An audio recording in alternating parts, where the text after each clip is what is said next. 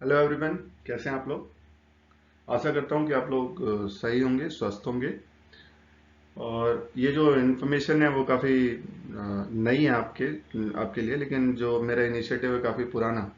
मैं ऑलरेडी इस पे काफ़ी दिनों से काम कर रहा हूँ। आप मेरे चैनल पे आप वीडियोस को विजिट करके देख सकते हैं।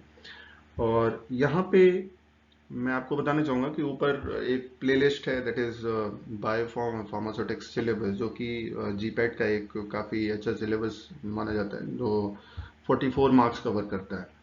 सो 44 मार्क्स का सिलेबस ऑलरेडी मैं कवर कर चुका हूँ, मोर देन 85%। केवल 15% सिलेबस रहता है जो मैं जल्दी से जल्दी कवर करना चाहूँगा। जो 7-8 वीडियो और अपलोड करनी है, और उसको थोड़ा सा और पॉलिश करके मैं वीडियोस को अरेंज कर दूंगा, ताकि आपके लिए बहुत ही ईजिली आप उसको समझ सकें। और यहाँ पे नेक्स्ट जो सब्जेक्ट मैं कवर करने जा रहा हूँ, दैट इज़ फिजिकल केमिस्ट्री।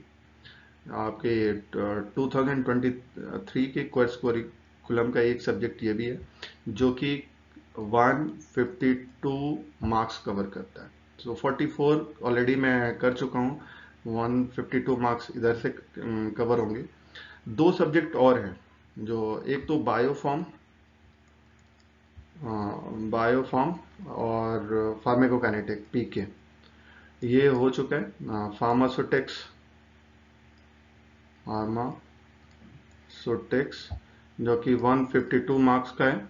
और एक है physical pharmacy, that is 44 marks. तो चार subject, biopharm, physical chemistry, physical pharmacy और फार्मासोटिक्स, ये मैं कवर करूंगा आपकी जीपैट से पहले।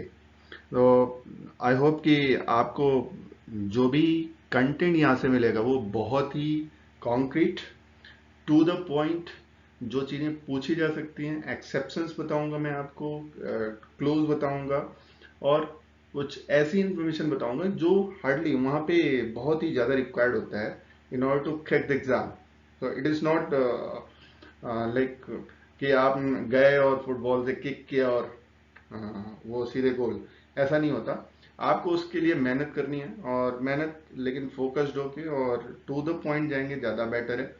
तो कोर्स करिकुलम 2023 का मैं सारे सिलेबस इतनी जल्दी नहीं कवर कर सकता, बट आई विल ट्राई कि नेक्स्ट 2024 के लिए मैं आपको और ज़्यादा कॉम्प्रिहेंसिव तरीके से सारी सिलेबस को कवर करके आपको दे सकूं। तो एक प्लेटफॉर्म पे, ओके। तो एटलीस्ट 4 सब्जेक्ट की मैं गारंटी लेता हूँ कि आपको मैक्सिमम मार्क्स में दिला सकते हैं। यहाँ पे जो फिजिकल केमिस्ट्री की बात कर रहा हूँ, और यहाँ पे आप देख सकते हैं कि दो टर्मिनोलॉजीज है, फिजिकल एंड केमिस्ट्री। फिजिकल में फिजिक्स से रिलेटेड है, केमिस्ट्री ऑब्वियसली। फिजिक्स और केमिस्ट्री फॉर्मुलेशन डेवलपमेंट का, ये हम पढ़ेंगे इस पूरे सिलेबस में। आप इसको अपनी पेटी बांध लीजिए। तो कोर्स करिकुलम की अगर मैं बात करूं, तो composition and physical state of the matter, that is the first chapter, and it will include state of the matter, intermolecular forces, impact of intermolecular forces on the state of the matter, physical properties of matter, for example dipole moment और dielectric constant। ये सारे concepts आपको clear होने चाहिए। what is dipole moment, what is dielectric constant, then van der Waals equation, critical phenomenon, liquefaction of gases and aerosols। तो ये first chapter में cover होगा। मैक्सिमम चीजें जो मैं कवर करूँ, that is from Martin and Remington. दो अगर बुक आपने ढंग से पढ़ ली है, तो फिजिकल केमिस्ट्री की 4 चैप्टर ही सब कुछ कवर किया हुआ, 3-4 चैप्टर में।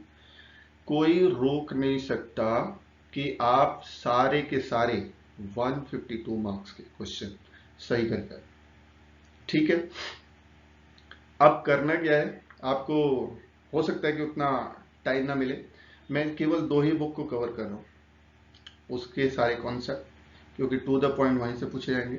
अगर आपके पास इतना टाइम है तो आप पढ़ सकते हैं, वीडियोस देखने की कोई जरूरत नहीं।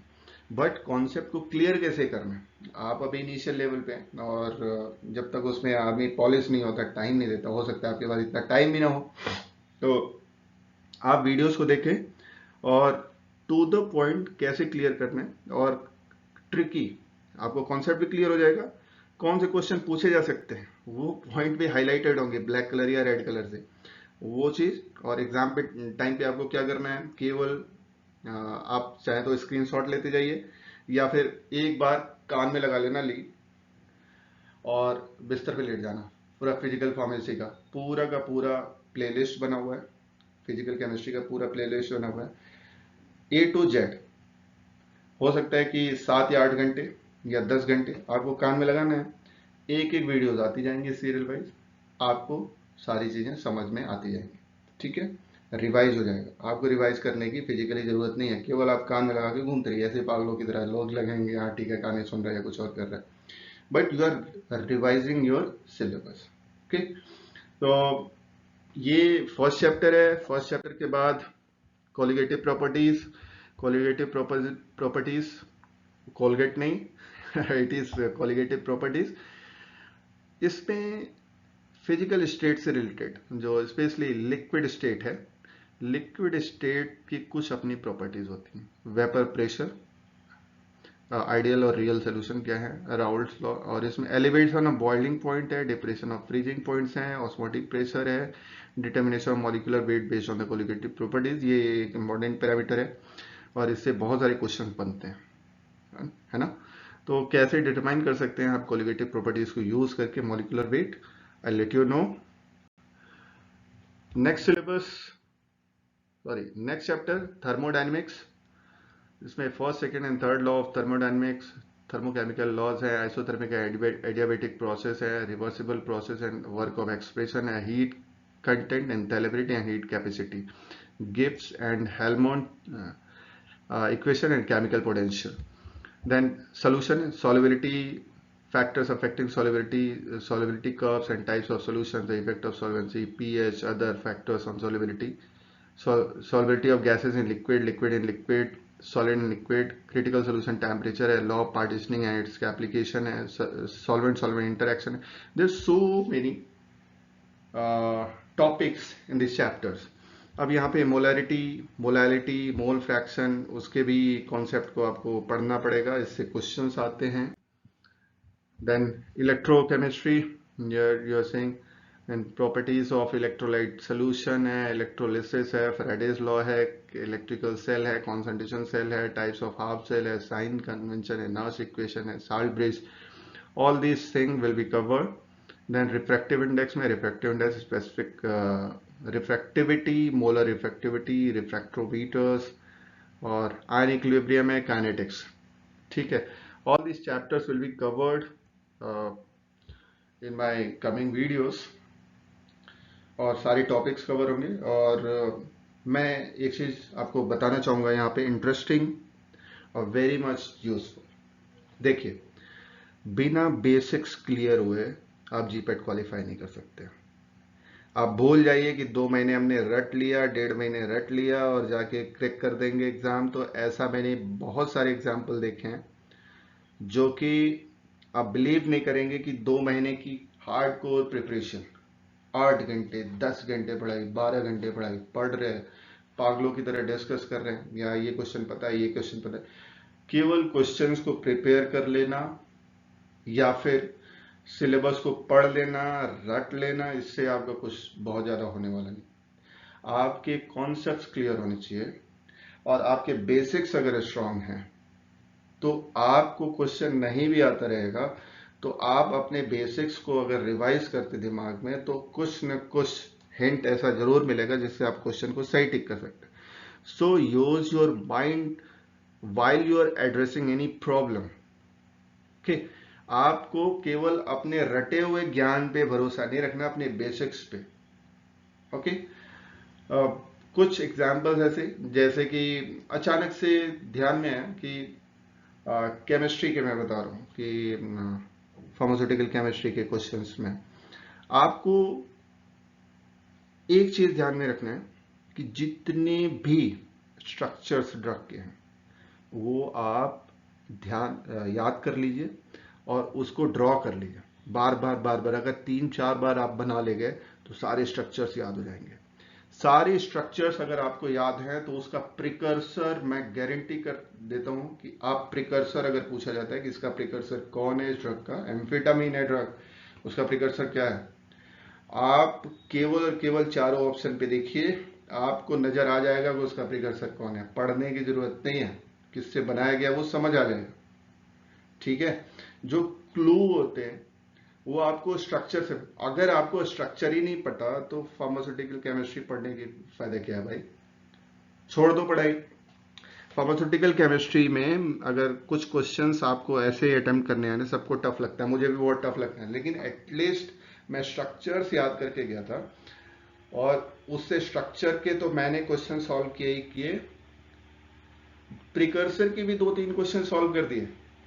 ठीक है, तो आपको सारे स्ट्रक्चर्स पढ़ के जाने हैं। तो ये आपके बेसिक्स अगर क्लियर रहते हैं तो फिर प्रिकर्सर समझ में आ जाएगा। केमिस्ट्री के बेसिक्स, ऑर्गेनिक केमिस्ट्री होगी या फिर फिजिकल केमिस्ट्री होगी। फिजिकल केमिस्ट्री तो डायरेक्टली फार्मास्यूटिकल केमिस्ट्री से रिलेटेड नहीं है, बट एक चीज और मैं बताना चाहूंगा इधर कि अगर खाना सामने रखा है तो आपको खाना खुद ही है, पूरी लाइफ कोई माँ बाप खिलाते नहीं। ठीक है, तो यहाँ पे आपको बॉक्स उठानी है, टाइम देना है, टाइम इन्वेस्ट करिए। ये एक रात की पढ़ाई नहीं है, इसमें आपको बेसिक्स क्लियर करने हैं। और एक चीज आप और गांठ बांध लीजिए कि जो क्वेश्चन आपको आता है, जो भी क्वेश्चन अगर आपको आता है, आपको लग गया कि आता है, उस क्वेश्चन को गलत टिक करके नहीं आना है। आई गारंटी कि अगर आपने आता हुआ क्वेश्चन गलत टिक कर दिया तो कोई माई का लाल आपको पास नहीं कर सकता जीपैट एग्जाम में। एक क्वेश्चन अगर आपने गलत किया तो आता हुआ, सब सपोज आपने टिक कर दिया और बाबाई में आप बाहर निकल के आ रहे, अरे मैंने तो सही टिक किया, आपको आता हुआ, बाहर आए, अच्छा कौन सा टिक किया, ये वाला, अरे यार मुझे ध्यान से उतर गया कि इसका ऑप्शन तो ये था और वो मुझे आता था। मतलब बहुत ज्यादा खुश होने की जरूरत नहीं है जब आप क्वेश्चंस अटेम्प्ट कर रहे हैं। अगर आप बहुत ज्यादा खुशी में आ जाते हैं, एक्साइटमेंट आ जाते हैं तो गलतियां होती हैं, बहुत ज्यादा नर्वस हो जाते हैं तो गलतियां होती हैं। अपने दिमाग को स्टेबल रखना बहुत जरूरी है। ठीक है, तो पेपर जितने भी टाइम का हो, आप पूरे ड्यूरेशन में आपके अपने दिमाग को स्टेबल रखिए। कोई टीचर आके कुछ भी कहता है उससे इन्फ्लुएंस होने की जरूरत नहीं है। किसी ने कोई 2 क्वेश्चन बोल दिए कि यार तुझे आता है या बहुत अच्छा है, किसी ने आप बहुत खुशी से फूल गए, नहीं। अपने दिमाग को स्टेबल रखिए। 2-4 क्वेश्चन आता है और लगता है कि अब मैं क्वालिफाई कर लूंगा, क्वालिफाई कर लूंगा, नहीं, वहां पे बहुत हड़बड़ाने की जरूरत नहीं है, वहां पे गलतियां होंगी, आई बेट। तो आपको स्टेबल रखना है अपने दिमाग को, आते हुए क्वेश्चन जरूर अटेम्प्ट करके आना है। और मेरा सिलेक्शन में बताऊं, केवल 60 क्वेश्चन आते थे, 32 क्वेश्चन मैंने अटेम्प्ट किए, उसमें से 30 क्वेश्चन सही हुए और मेरा परसेंटाइल मोर देन 95। ये कैसे हुआ? एक्यूरेसी मेरी बहुत अच्छी थी। अटेम्प्ट मैंने केवल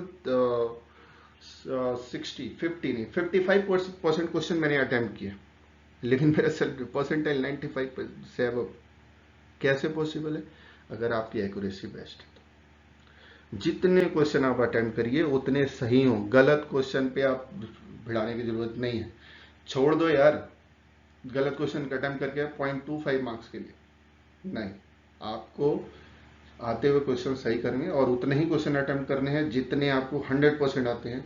जो कंफ्यूजन है 50-50, लास्ट में अगर ट्रिक कुछ काम कर गया तो ठीक है, नहीं तो छोड़ के आ जाइए सीधा सीधा। लेकिन ये भी ध्यान रखना है कि 50% से ज्यादा क्वेश्चन अटेम्प्ट करके आनी है, उतनी तो आपको तैयारी करके जानी ही जानी पड़ेगी। और उसके लिए जो 2 बुक्स बताई फिजिकल केमिस्ट्री के लिए और मेरी वीडियोस देखना बहुत जरूरी है। तो keep watching us, thanks for watching this video. अब मिलते हैं मेरे नेक्स्ट लेक्चर, जो कि मैंने composition and physical state of matter के बारे में लिखा हुआ है। आप आइए मेरे साथ।